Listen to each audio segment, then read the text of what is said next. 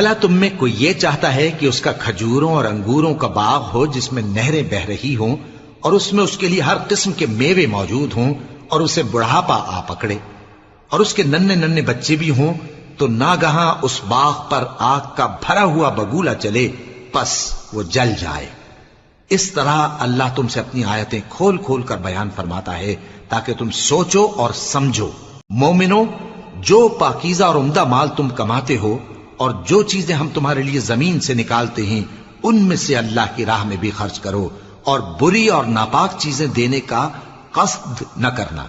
کہ اگر وہ چیزیں تمہیں دی جائیں تو بجز اس کے کہ لیتے وقت آنکھیں بند کر لو ان کو کبھی نہ لو،